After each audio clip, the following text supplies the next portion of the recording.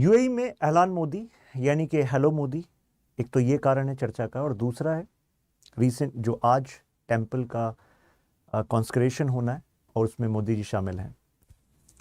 इस वीडियो में हम टेम्पल, जियोपॉलिटिक्स, स्ट्रेटजी, इन सभी बातों पर हम डिस्कशन करेंगे।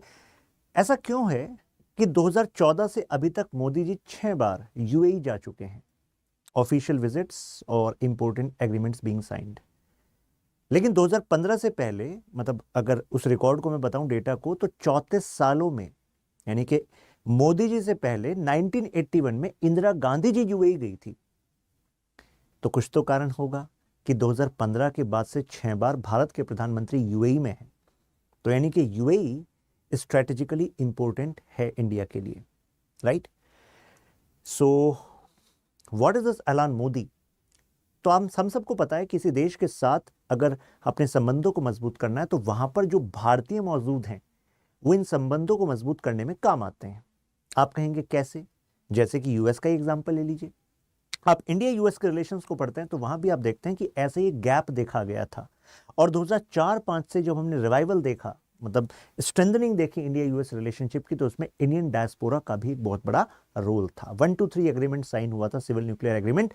तो भारतीय मूल के लोग क्योंकि मजबूत पदों पर थे, इकोनॉमी, पॉलिटिक्स, एडमिनिस्ट्रेशन में, तो उन्होंने भी भारत के यू कैन से फेवर में चीज़ों को करने में हेल्प की थी। ये हर एक देश करता है, बशर्ते आपका डायस्पोरा यानी कि आपके मूल के लोग दूसरे देश में मजबूत हों। तो कुछ ऐसा ही भारत यहां पर कर रहा है। इसके अलावा टेम्पल, तो टेम्पल पर एक सवाल कुछ लोग करते हैं कि यार why prime minister of India is getting part of this kind of ceremony. देखिए, सीधी सी बात है, आज की जो सरकार है वो रिफ्लेक्ट करना चाहती है कि देखो, धर्म जो है वो धर्म को, यू कैन नॉट से कि that you can be a secular country only when that prime minister has to give up any kind of orientation to his own personal, you can say, religion.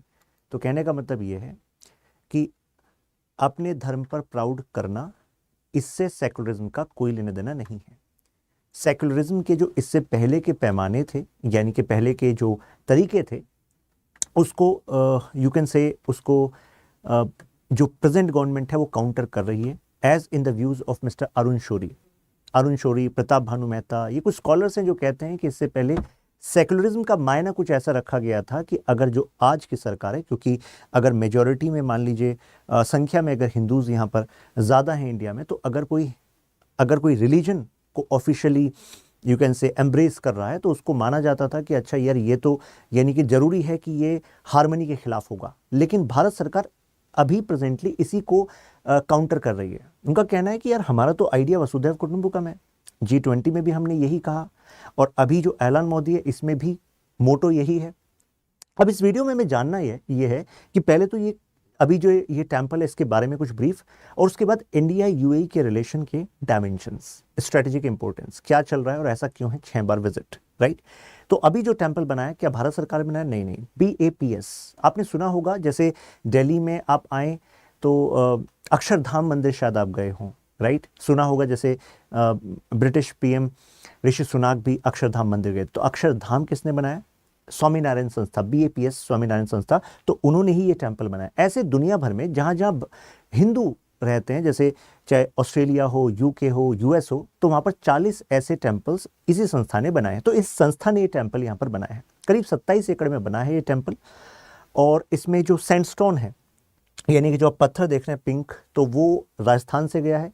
Even जो Italian marble है वो आपका extract तो Italy से हुआ, लेकिन उसके बाद गुजरात और राजस्थान आया, फिर यहाँ पर कार्विंग हुई और उसके बाद इस टेम्पल में गया। ये अपने आप में ग्रैंड टेम्पल है। और रिप्रेजेंट क्या करता है? तो एक तो कहा गया कि जो इसमें 7 शिखर्स हैं, तो वो सोलिडारिटी रिफ्लेक्ट करते हैं यूएई के कल्चर के साथ। मतलब, तो यूएई के, मतलब आप ये देख लीजिए, किसी देश को आज इकोनॉमिकली प्रोग्रेस करना है तो उसको समझना होगा कि ग्लोबलाइजेशन में डिफरेंट रिलीजन के लोग, डिफरेंट कल्चर के लोग आपके यहाँ पर रहेंगे।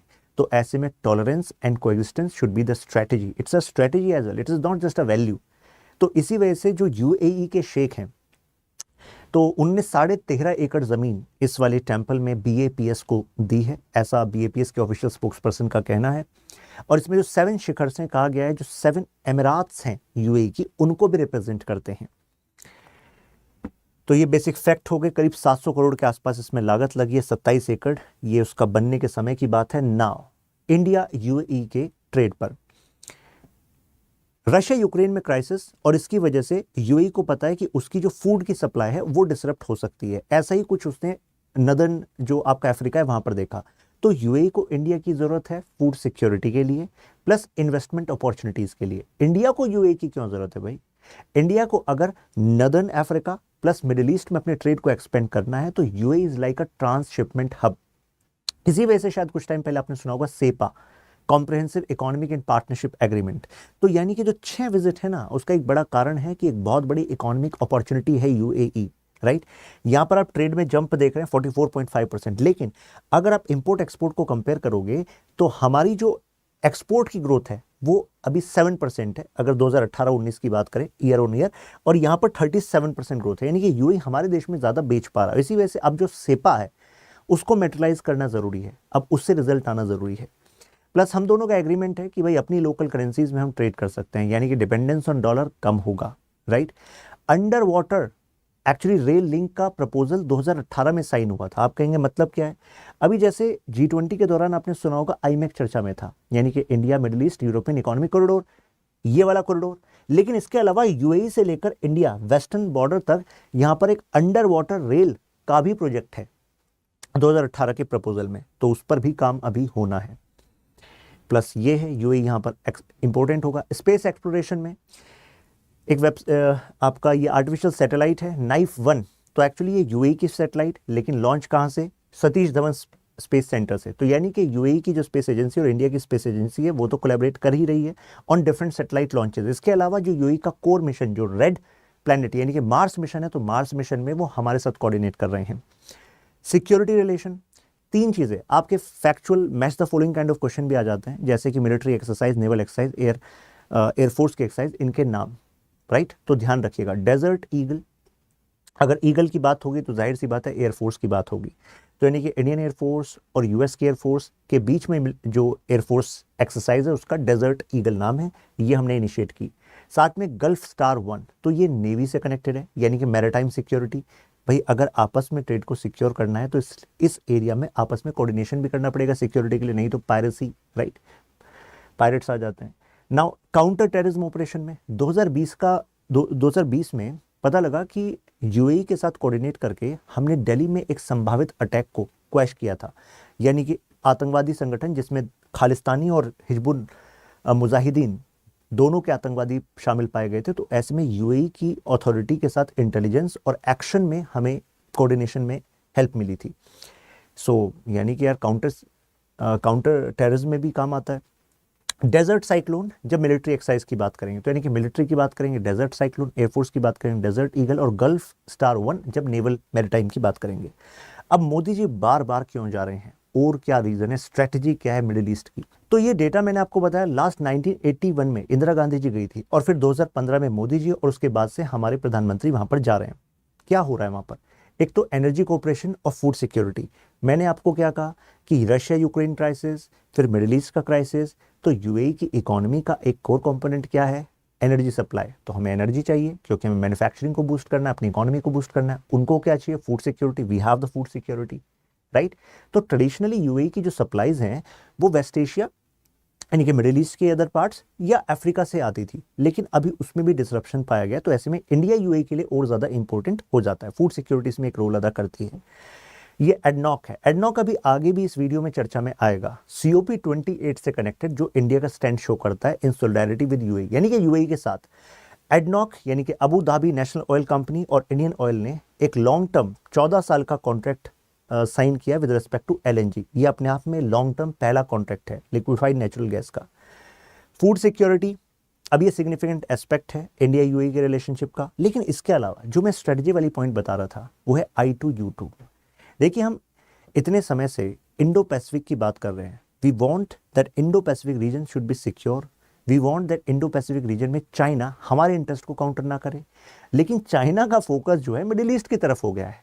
चाइना ईरान और सऊदी में मीडिएशन करा रहा है। तो चाइना का स्टेचर लग रहा है इस वजह से ही बढ़ रहा है क्योंकि यूएसए बैकफुट पर जा रहा है।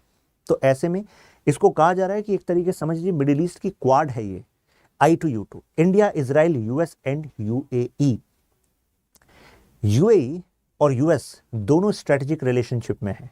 तो अगर यूएस और इंडिया की रिलेशनशिप अच्छी चल रही है, इंडिया इजराइल की रिलेशनशिप अच्छी चल रही है, तो आपको नहीं लगता वो अपने आप में एक स्ट्रेटेजिक लेवर का भी काम करता है to have good relationship with UAE. इस तरीके से चलती है इंटरनेशनल पॉलिटिक्स। तो communication channels are on in these nations with respect to कि फ्यूचर क्या होगा मिडिल ईस्ट का। और समझ लीजिए कि मिडिल ईस्ट जो है ग्रेट पावर पॉलिटिक्स बन गई है, स्पेशली जब आपने अक्टूबर में देखा, जब से गाजा और हमास एंड इजराइल की कॉन्फ्लिक्ट हम देख रहे हैं, राइट। इसके अलावा ईरान का जो आर्क ऑफ रेजिस्टेंस है, जिसमें कि यमन में हूथीज और लेबनान में हिजबुल्ला और ऐसी आपका इराक में जो ग्रुप्स को सपोर्ट कर रहा है ईरान। तो यूएस को भी ज़रूरत है कि इंडिया, यूएई, इजराइल अपने काम के रहें, जिससे कि अगर ज़रूरत पड़े कुछ प्रेशर करने की कुछ पॉइंट्स पर इन मिडिल ईस्ट तो ये काम आए। पॉइंट्स का मतलब है कुछ ग्रुप्स पर, कुछ देशों पर। नाउ चाइना फैक्टर, चाइना का स्टेचर अगर मिडिल ईस्ट में बढ़ता है तो आप कहोगे हमें क्या नुकसान है। अरे नुकसान ये है कि चाइना जब बढ़ता है तो वो केवल इकोनॉमी में नहीं बढ़ता, वो पॉलिटिकल इन्फ्लुएंस भी गैदर करता है। और अल्टीमेटली अगर आपको ग्रो होना है तो आपको चाहिए space to make your space, यानी कि यू नीड मार्केट एक्सेस। लेकिन अगर चाइना ने पहले से ही वो गैदर कर लिया, रिसोर्सेज पे पहले से इनके कॉन्ट्रैक्ट्स हो गए, जो अभी हमसे काफ़ी आगे हैं ऑलरेडी अगर अभी की बात करें। लेकिन क्योंकि यूएई स्ट्रेटेजिक पार्टनरशिप में यूएसए के साथ और यूएसए स्ट्रेटेजिक पार्टनरशिप में इंडिया के साथ, तो इस वजह से यूएई को पता है कि ज़्यादा फायदा उसको चाइना से नहीं, ज़्यादा फायदा उसको यूएसए और वेस्टर्न लॉबी से होना है। तो ये हमारे पास एक अपॉर्चुनिटी है कि हम अपने आप को स्टेप अप रखें, राइट। फर्दर एग्रीमेंट्स, एग्जीक्यूशन, ये हम करते रहें, राइट। तो स्ट्रेटेजिक पार्टनर है इस एरिया में हमारा, राइट। इंडिया मानता है कि यूएई एक एक्सटेंशन है हमारे नेबरहुड का। नेबरहुड तो जो हमारे बॉर्डर्स हैं, इसके बियॉन्ड यूएई भी एक तरीके से नेबर ही है। कश्मीर फैक्टर देखिए, पाकिस्तान सोच रहा था 2019 में जब कश्मीर का रीऑर्गेनाइजेशन हुआ कि अब ऑर्गेनाइजेशन ऑफ इस्लामिक कोऑपरेशन, ये जो गल्फ कंट्रीज हैं, ये इंडिया के खिलाफ बोलेंगे सब के सब। लेकिन यहाँ पर यूएई क्योंकि हमारे तरफ है, ये एक रोल अदा करता है बाकी सब इंपॉर्टेंट नेशंस को भी मैनेज करने में। इसके अलावा इंडिया में यूएई ने स्पेशली जम्मू एंड कश्मीर में इन्वेस्टमेंट का प्रॉमिस किया। Plus India UAE investor meet कहाँ हो रही है? जम्मू एंड कश्मीर में, जिसमें आपको देखने के मिल रहे हैं बीच में जम्मू एंड कश्मीर के एलजी मिस्टर मनोज सिन्हा। तो इसका मतलब ये है कि जो नैरेटिव स्पिन कर रहा था पाकिस्तान कि सभी मुस्लिम देश खिलाफ हैं जम्मू एंड कश्मीर में भारत के फैसले के, तो यूएई का वहाँ पर होना प्लस वहाँ पर इन्वेस्टमेंट कमिट करना, ये पाकिस्तान के नैरेटिव को डिफीट करता है कि नहीं करता है? करता है। अब अगर यूएई हमें सपोर्ट कर रहा है तो भाई हमें भी सपोर्ट करना होता है। जैसे COP28 की जो समिट थी, कई देश विरोध कर रहे थे कि भाई जो एडनॉक है कंपनी, यानी कि जो अबू धाबी की नेशनल ऑयल कंपनी है, तो उसके जो हेड हैं सुल्तान अल जबर, इनको आपने COP28 का प्रेजेंट क्यों बनाया? ये तो भाई खुद एक ऑयल कंपनी के हेड है, ऑयल कंपनी के हेड को आपने एनवायरमेंट क्लाइमेट चेंज का हेड बना दिया इतने इंपॉर्टेंट समिट का। तो ये विरोध कर रहे थे। इंडिया ने इस पर शांति रखा। हमने कहा भाई हम तो इनके साथ सोलिडारिटी करते हैं। भाई जब यूएई होस्ट कर रहा है तो यूएई खुद डिसाइड अगर कर सकता है, अगर हमने डिसीजन की पावर उसको दे रखी है तो वो कर सकता है, राइट।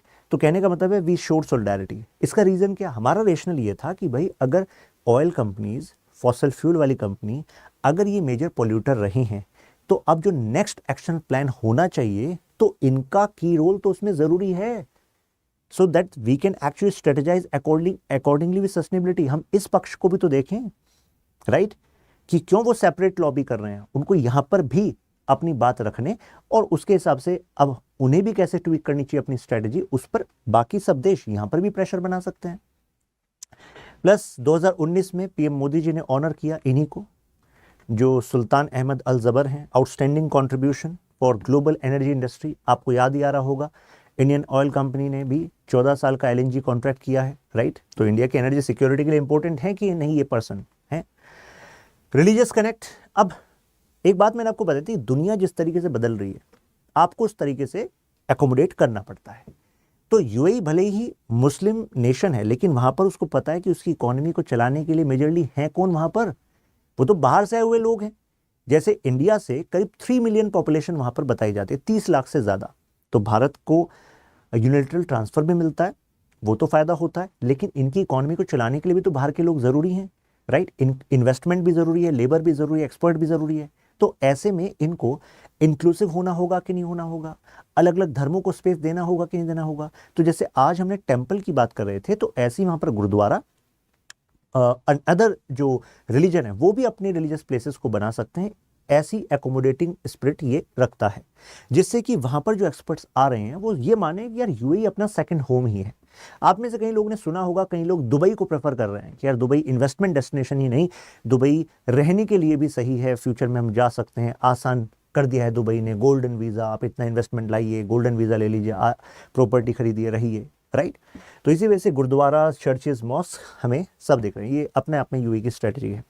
तो कुल मिलाकर हमें पता लगता है कि जो चेंजिंग जियोपॉलिटिकल सिचुएशन है मिडिल ईस्ट की, इंडियन ओशन की, इंडिया चाइना यूएसए रिलेशन की, इन सब के अगर सारे कॉम्बिनेशंस को देखें तो उसमें जो लोकेशन है और जो रिसोर्सेज हैं प्लस अलाइनमेंट है यूएई की, ये सब यूएई को इंडिया के लिए इंपॉर्टेंट बनाती है कि नहीं बनाती है? बनाती है। Now question is, discuss the strategic importance of UAE for India by highlighting recent developments. तो आई थिंक रीसेंट डेवलपमेंट्स आपको पता लग गए, और यूएई के साथ रिलेशनशिप में जो डायमेंशंस है, ट्रेड, स्पेस, इकोनॉमी, ये भी आपको पता लगे। तो you can coat in this answer